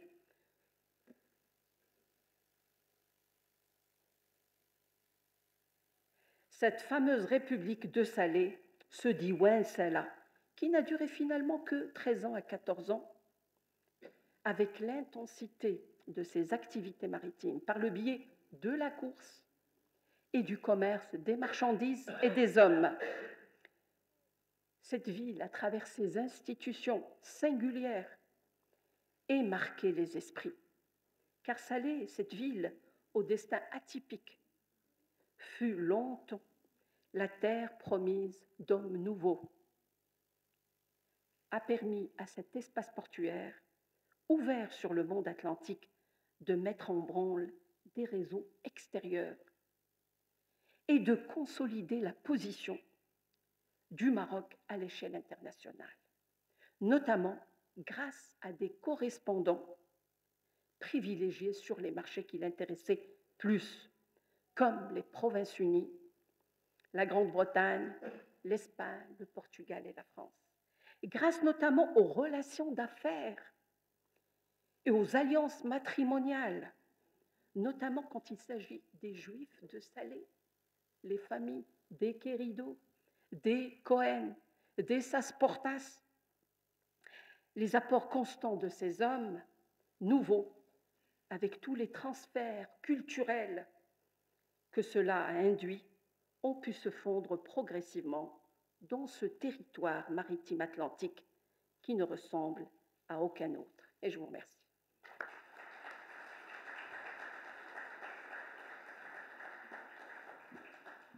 Merci beaucoup, Leïla. Je pense qu'il y aurait des dizaines de questions qu'on voudrait te poser, mais on prendra quelques minutes, peut-être 3-4 questions. Khalid Larichi, Mkizwawi, Abdou. OK. Donc, Allez, tout le monde. Une question par rapport à la gouvernance de ce diwan de Salé. Est-ce qu'il y avait une nomenclature à utiliser? Vous avez parlé des équipages qui étaient nombreux, ils étaient recrutés, ils étaient payés. Forcément, il devait y avoir une gestion, une gouvernance. Tout à fait. Est-ce que vous avez quelques informations là-dessus? Il y a ce qu'on appelle l'intendance de la marine, qui était spécialisée, dont évidemment l'armement des navires en hommes, mais aussi enfin, les équipages, et puis surtout pour l'armement des navires. Donc il y avait une institution, c'est l'intendance de la marine. Et donc, tout à fait. L'intendant de la marine, c'est lui qui s'occupait de ces questions-là. Sauf que là, on est en train de parler du début du XVIIe siècle. Il y a aussi le poste d'amiral de la flotte. À un certain moment, c'était ce fameux renégat hollandais, Morad Reis. Mais oui, non. Donc non. Salé est resté dans l'histoire parce que c'était comme une sorte de république démocratique. Tout se faisait par consensus. Et ce qui est intéressant, c'est qu'il y a eu une évolution. Ces mêmes corsaires de Salé, c'est une activité qui va durer, comme j'ai dit, jusqu'au milieu du XIXe siècle. Donc il y a eu des hauts et des bas. Mais ce qui est intéressant, c'est qu'à l'époque, par exemple, de Moulay Ismaïl, le sultan, enfin les souverains, vont essayer évidemment de profiter de cette manne pour s'en servir comme une arme diplomatique dans leurs négociations avec l'Europe. Mais juste après le décès de Moulay Ismaïl en 1627, les Salétains reprennent leur destin en main et reviennent à la mer et commencent évidemment à armer des navires en course. Donc il y a eu des hauts et des bas, mais cet attachement à la liberté, à cette activité qui, je précise, c'était une activité légale jusqu'à 1815. Donc les Européens faisaient la même chose de l'autre côté. Bon, c'est vrai qu'on connaît un peu plus les corsaires européens que maghrébins, mais il faut dire que cette façon d'approcher l'économie et l'Atlantique a servi aux Maghrébins pour rester connectés au circuit. Ils n'avaient pas le choix. Donc voilà, donc c'est une activité comme les autres activités. C'était une activité légale à laquelle les Marocains se sont adonnés avec joie pendant, comme je vous ai dit, 2 siècles et demi. Évidemment, les rênes de cette activité ont changé de la rive droite à la rive gauche, mais in fine, la guerre de course, comme on a vu, a permis aux Marocains de rester connectés au monde. Voilà. Et pour rester, comme j'ai dit la dernière fois, une des voies passantes du monde de l'époque, depuis le XVIe siècle jusqu'au milieu du XIXe siècle. Ça a évidemment servi l'économie marocaine.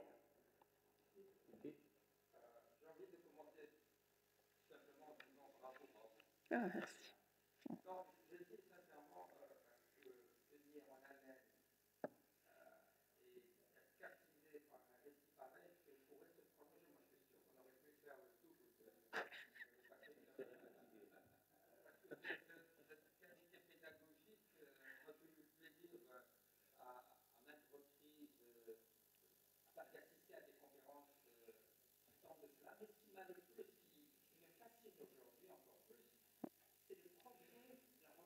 Tout à fait.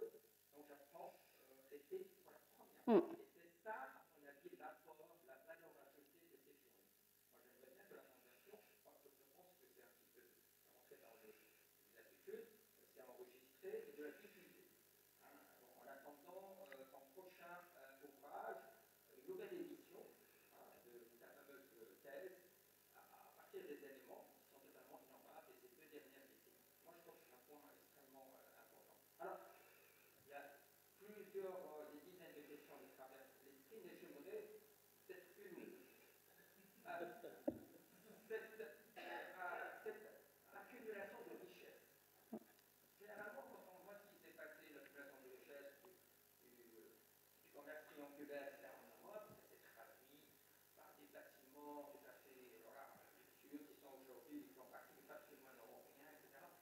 On ne trouve pas de traces, ou très très très peu, dans le cas de Rabat. Comment le circuit de l'argent, moi ça m'a toujours intrigué. Une ville qui a été riche comme là, comment c'était pas pour rien cet argent? Autre question, il y a quand même à l'époque, bon, peut-être c'est même, il y a le trafic de l'or qui venait du Nouveau Monde. Et j'ai peu entendu de l'audace de ces corsaires, si vous voulez, pour aller s'attaquer. Est-ce que c'était protégés eux-mêmes? Est-ce qu'ils avaient des canons? Est-ce qu'ils avaient une puissance suffisamment dissuasive? Parce que quand même, on va jusqu'au nord et on rapporte des marchandises du Nouveau Monde. Qu'est-ce qu'ils pouvaient être de la laine, etc. C'est pas un produit pondérable important, à moins que ce soit les captifs qui étaient la valeur réelle qu'ils pouvaient avoir en France. D'accord? Je m'arrête là. Si le président décide, moi je peux m'arrêter là. Non, non, je suis tout à fait d'accord avec toi, Meki, par rapport à l'évolution de la recherche sur ces thématiques. Beaucoup de choses ont évolué, que ce soit sur le plan, évidemment, de la méthode, mais surtout sur le plan des archives. De nouvelles archives apparaissent sur la thématique. Comme je vous ai dit, pas plus tard qu'il y a 2 mois, 2 publications importantes ont été publiées par rapport à ces corsaires de Salé, par rapport à ces connexions de ces corsaires par rapport à l'Espagne, la patrie de ces Andalous, parce qu'ils ont toujours cru qu'ils vont revenir un jour dans leur terre natale. Donc ça, c'est un point très très important. Donc c'est un sujet en perpétuelle évolution et ça, c'est très très positif. Donc nous ne savons pas ce que les archives nous réservent. Mais par exemple, cette archive privée dont je viens de parler, il est grand temps d'aller voir ce qui se passe de ce côté. Moi, personnellement, je ne l'ai pas encore. Hein? Non, non, par rapport à cette période, c'est très difficile de trouver quoi que ce soit. Moi, d'ailleurs, je dis à mes étudiants que je salue, et ils sont encore là, et qui travaillent aussi sur le monde portuaire, je leur demande d'apprendre les langues étrangères et d'aller travailler dans les archives. Parce que c'est une mine, comme je dis souvent, inestimable d'informations sur l'histoire de ce pays, lorsqu'on parle évidemment de cette histoire marocaine connectée au monde. Il ne faut pas l'oublier. On n'était pas isolé dans notre pays derrière les montagnes de l'Atlas, mais c'est une population, la population littorale. On a vu, même il y a des gens qui sont venus de l'intérieur des terres pour contracter un emploi sur les bateaux, à bord des bateaux. Donc c'est une histoire très importante, c'est une histoire en perpétuelle évolution, et ça, c'est très positif. Autre point important, c'est les mythes relatifs aux pirates. Les pirates, normalement, en tout cas les gens honnêtes que sont nos corsaires, ils ne s'attaquent jamais aux galions chargés d'or venant d'Amérique. Parce que pour ces galions chargés surtout pas d'or, parce que l'Amérique c'est surtout l'argent, les mines de Potosi, eh bien, ils avaient mis en place ce qu'on appelle une navigation de conserve, qui, évidemment, empêchait toute tentative de la part des pirates et des corsaires. Donc, les corsaires maghrébins, d'une manière, ce qu'on appelait les corsaires barbaresques, s'attaquaient à des cibles sûres. Voilà. C'est des bateaux de commerce. Ils ne s'aventurent pas à aller attaquer les galions chargés d'or. Non, non. Ils étaient vraiment, ils ciblaient les navires isolés, parce que je vous ai dit, il y a 30 navires qui sortent en même temps. Ils ratissaient large. Moi, je trouve ça impressionnant, rien qu'en imaginant ces 30 navires sortant du Bourgleg, avec au moins 200 hommes à bord de chacun, faites le calcul. Donc, c'est une activité qui mobilisait énormément d'hommes. L'autre question, c'est est-ce que la course a servi de créer de la richesse à Salé? Moi, je dis oui. Elle a servi de créer la richesse. On a construit de belles maisons, des fondouks, etc. Mais c'est vrai qu'il y a eu beaucoup d'aléas politiques. Qui dit XVIIe siècle dit guerre civile. Il y a eu beaucoup de problèmes politiques jusqu'à... C'est-à-dire on a de 1603 jusqu'à 1666. Voilà, pratiquement 50 ans. Bon, c'est vrai que c'est une aubaine pour les corsaires, hein, donc je tiens à le préciser. Il faut dire aussi qu'avec l'arrivée des sultans alaouites, les choses se sont compliquées. On ne le dira jamais assez. On parle souvent de l'avanie du sultan. C'est-à-dire, du jour au lendemain, un grand commerçant peut, du jour au lendemain, perdre sa fortune. Quand je dis commerçant, marocain ou étranger, je pense au fameux Étienne Pilet, un Français, un huguenot français qui s'est installé au Maroc, qui s'est donné au commerce, et qui s'était converti. Il a pris le nom de Abdelhadi. Il a été quand même élu gouverneur de la ville de Rabat en 1711. Ah ben, du jour au lendemain, il se retrouve, il doit la rançon. La vanille du sultan. C'est-à-dire, voilà, tout à fait, tout à fait. Donc, c'est un point qui me semble très, très important. Mais comme j'ai dit, la politique des sultans, que ce soit Moulay Rachid ou Moulay Ismaïl, comme j'ai dit, pour eux, il fallait évidemment mobiliser cette activité pour des fins politiques et diplomatiques. Et il a réussi, parce que grâce à ça, il a réussi à restituer, à libérer et à échanger de nombreux prisonniers marocains en Europe. Là, on est en train de parler des captifs européens au Maroc, mais il y avait la même chose de l'autre côté. Donc, Moulay Ismaïl, d'ailleurs, il y a une correspondance monstre dans les archives espagnoles, italiennes et françaises qui montre ces tractations entre les souverains marocains et les rois d'Europe, que ce soit Louis XIV par exemple, ou Charles III ou Charles IV, pour récupérer les esclaves marocains dans le cadre de ce qu'on appelle l'échange. Échanger les Marocains contre les Européens. Et il y a dans les archives européennes, espagnoles en l'occurrence, mais aussi françaises. Moi, je me souviens, j'ai travaillé sur un rôle d'esclave turc. C'est des archives qui se trouvent à Toulon. Qui va aller à Toulon pour chercher les archives? Donc, et parmi ces esclaves, qu'on appelait esclaves et non pas captifs, il y avait au moins 200 Marocains. Et donc, le sultan a tout fait pour, évidemment, libérer ces captifs marocains.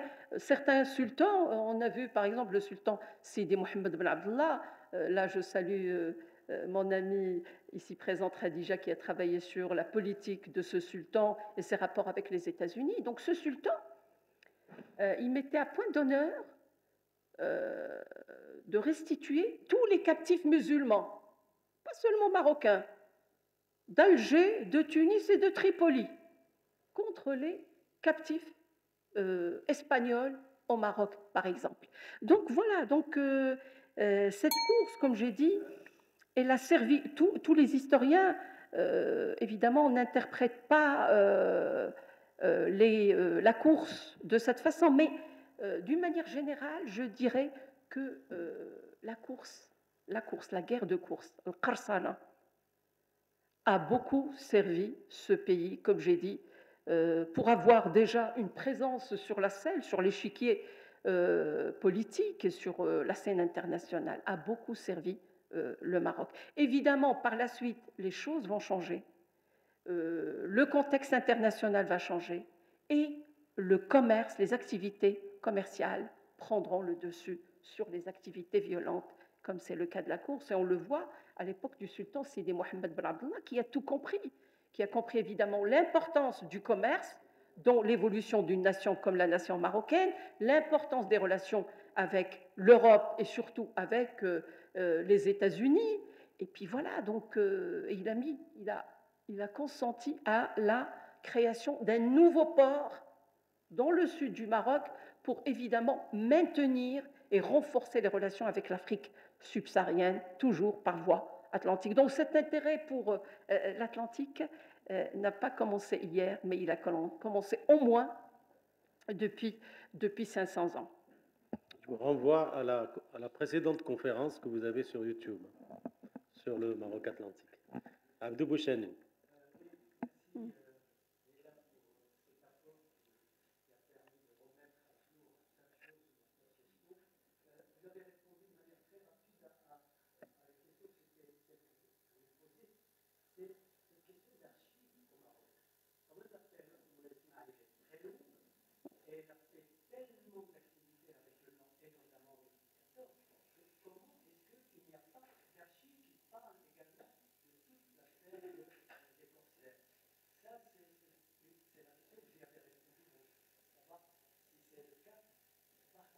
Il y a une question importante, c'est que toute cette marine, avec ces bateaux qu'on appelle légers, avec quand même 200 personnes dedans, leur approvisionnement, etc. Mais où est-ce qu'ils étaient là? Et quand on nous montre Bab el-Mreissa et le fameux lieu de réparation ou de etc., est-ce que là-bas il y avait une industrie ou disons, quelque chose qui permettait de construire Si tu veux, si tu permets, on prendra les questions, comme ça tu répondras. Juste pour réagir, j'allais poser la question. Il semblerait que les hornacheros, une partie des hornacheros sont partis en Hollande, et donc c'était les cousins de ceux qui se sont installés à l'Archba, et justement ils échangeaient sur les techniques de construction des bateaux. La parole à... Non? Bon, mais écoute, il n'y a que ça. On arrête, je crois. Monsieur. Ah, pardon. Oui. Rapidement, c'est rapide. Oui, une question.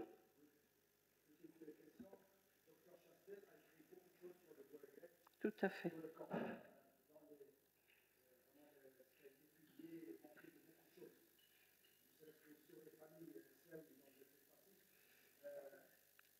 Deuxième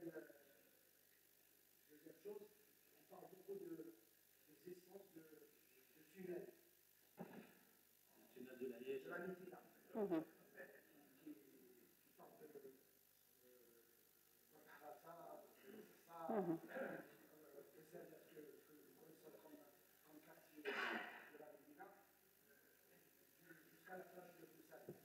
Est-ce que c'est vrai ou non? Et troisième chose, parlons de l'école des remparts, dont je préside l'association des anciens de cette école connue à Salé. On parle que Moujahid Ayashi avait résidence, comme on dit, dans cet espace avant, bien sûr, la construction de cette école, et que les gens qui connaissent très bien cette histoire parlaient que Moujahid Ayashi habitait dans cet espace qui est devenu maintenant l'école des remparts. Est-ce que c'est vrai ou non? Merci. Merci. Alors, peut-être commencer par la construction navale. Alors, 3 solutions s'offraient aux corsaires. La construction locale, le chantier se trouvait au pied de la tour Hassan. C'est les sources. Voilà, au pied de la tour Hassan. Il ne faut pas oublier que la configuration du fleuve a changé depuis le tremblement de terre de Lisbonne, le 2 novembre 1755. Donc, les sources parlent d'un chantier naval Hassan. Donc, et les bois, on les trouvait à Al-Ma'moura à côté. Donc, la forêt de Al-Ma'moura servait, évidemment, entre autres, servait pour évidemment construire des bateaux au pied de la tour Hassan. Il y a même pour Sidi Mohamed Ben Abdallah, il donne des ordres à son capitaine Bel'Asri pour aller chercher du bois à Al-Ma'moura pour construire des navires, des frégates pour cette période. Ça, c'est la première solution, la construction locale. Deuxième solution, les navires de conversion. On capture les navires. Si on sent qu'ils sont aptes à devenir des navires corsaires, marhaba. donc tout à fait, pour qu'ils soient appropriés à la guerre de course. Et troisième solution d'importation. Je ne sais pas si je vous ai dit ça, parce que les enseignants ont tendance à se répéter, ou je l'ai dit à mes étudiants. S'il y a un État européen qui a servi les desseins des corsaires, c'est bien la Hollande. Les Salétains importaient les navires d'Amsterdam. Ils ont même dépêché des ambassadeurs et ils envoyaient des navires armés, paraît-il, même avec des chaînes pour enchaîner les captifs. C'est des commerçants pragmatiques. Donc, du moment où l'ennemi commun, c'est l'Espagne catholique, eh ben, les Hollandais y allaient fort. Alors, la question des archives, elle est très importante. Parce que c'est vrai. Tout le monde se pose la question, où sont les archives? Parce que quand même, l'État marocain, c'est un État ancré dans l'histoire.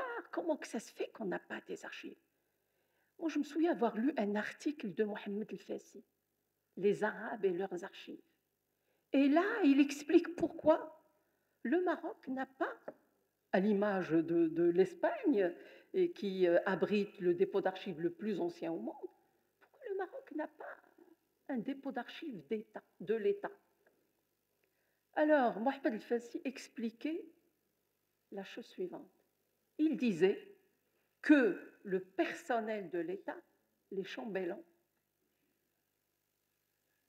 évidemment,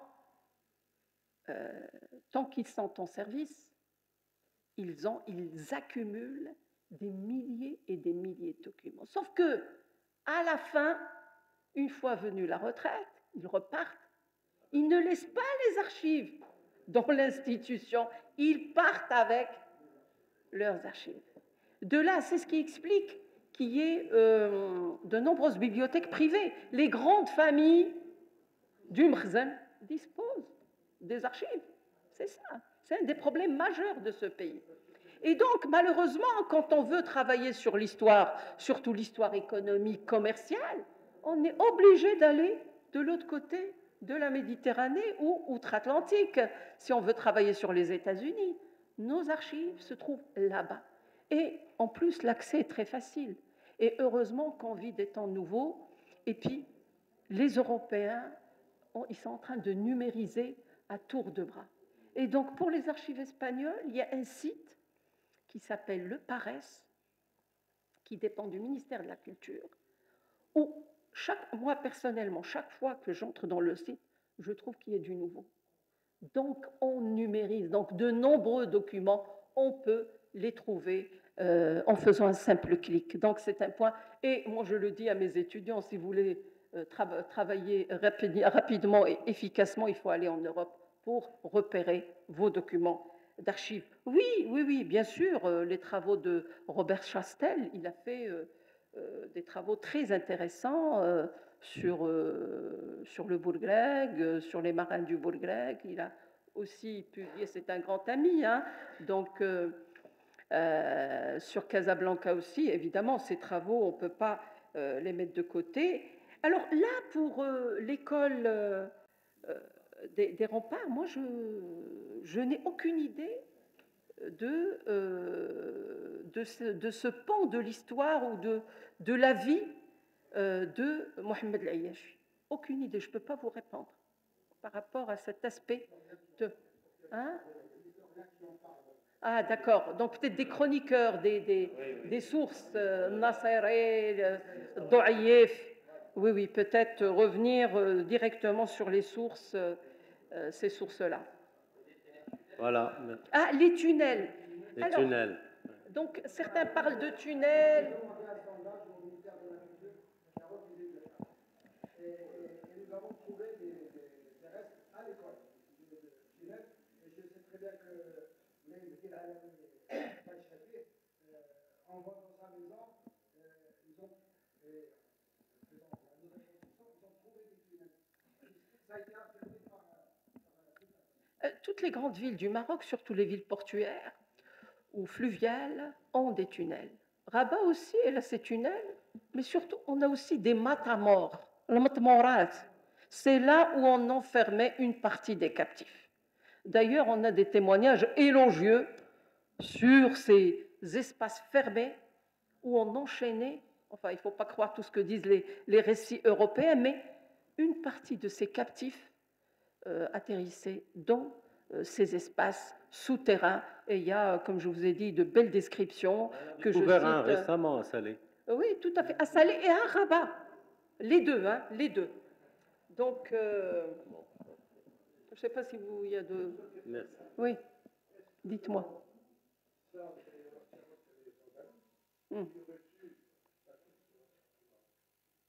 Sans les Andalous. Il faut dire une chose, ça c'est un point très très important. Quand les Andalous se sont installés au Maroc, ils n'ont pas ramené cette vie maritime avec eux. La vie maritime, elle était déjà là. Dont la dernière conférence je crois, du mois de décembre, oui, j'avais parlé de cette sensibilité des Marocains à la mer, depuis les Almoravides et les Almohades. Mais malheureusement, ces préjugés ont la peau dure, dans le sens où on continue à dire que les Marocains n'ont pas le pied marin. C'est faux. Parce que, comme j'ai dit, quand ils s'implantent à Rabat, il y avait déjà une culture maritime locale. Pas seulement à Rabat, à Salé, et Larache, Tanger, Tétouan. Donc, si vous voulez, quand ils arrivent au Maroc, ils essaient de poursuivre un élan qui est déjà présent. Donc, ils ne partent pas de zéro. Il y avait déjà une culture maritime, une maritimité qui était présente depuis des siècles. Et ça, c'est un point très, très important. Évidemment, les Andalous, avec leur savoir-faire, parce qu'on sait qu'ils viennent d'une Europe qui vivait dans ce qu'on appelle la Renaissance, surtout de point de vue de navigation, la découverte du Nouveau Monde. D'ailleurs, de nombreux Marocains ont été entraînés dans cette mouvance de la navigation, pour ne pas le citer, Zmouri. Mais j'ai appris récemment que Magellan, lui aussi, il est passé par le Maroc et qu'il a eu un petit problème. Enfin, un Marocain avait tiré une flèche, mais directement dans sa jambe. Et depuis ce jour-là, il boite. Donc, à cause de son passage par le Maroc. Maintenant, les historiens parlent d'une histoire connectée. C'est-à-dire, ce Magellan qui a fait le tour du monde, et paraît-il, à cause de cet handicap, enfin, c'est les sources qui le disent, cet handicap lui a coûté la vie quand il a affronté le roi Lapo-Lapo aux Philippines. Donc c'est le Maroc. Le Maroc est là, il est toujours là, quelque part. Et puis, évidemment, Mustafa Zmouri, évidemment, il est grand temps qu'on lui rende honneur dans sa patrie, le Maroc, Ezmour. Tout à fait, tout à fait. Merci beaucoup. Je crois qu'il y avait vraiment, mais très rapidement. Enfin.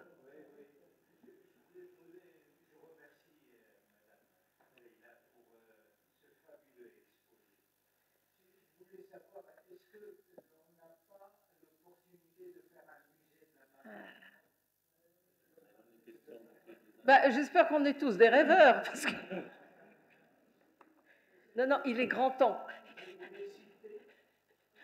Les actions entreprises par les Chinois pour récupérer leur patrimoine de chez les Anglais. Et on a vu ça dans des films de cinéma où le thème est très, très important. Non, imaginez. L'objectif, c'est toujours reconstruire. Ouais. Juste. C'est dommage que ça reste. Les médias n'en parlent pas, la marine, c'est pas grave. D'accord, merci beaucoup. C'est vrai que...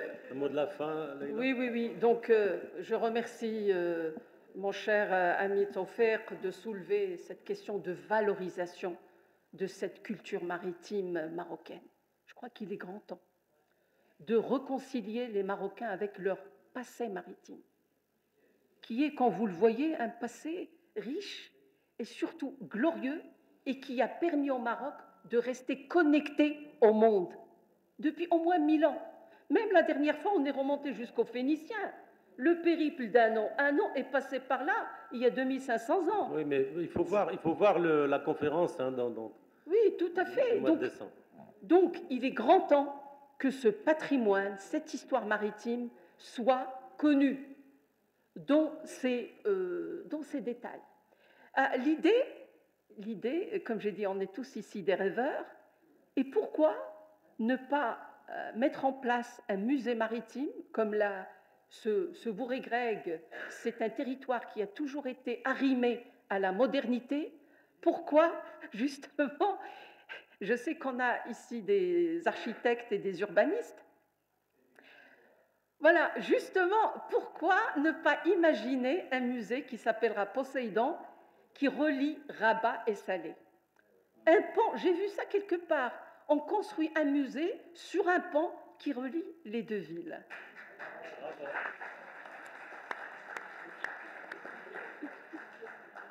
Merci beaucoup, merci Leïla, vraiment c'était... Là, on est là pour accompagner le ministère de la Culture. On ne se lasse pas de t'écouter et on reviendra, Inch'Allah, plus tard.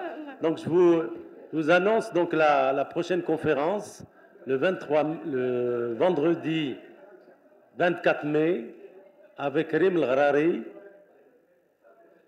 la rencontre sera modérée par Asma Al-Marabat sur son livre, le livre de Rim El-Ghrari, Les prophètes à la lumière du Coran et de la Bible.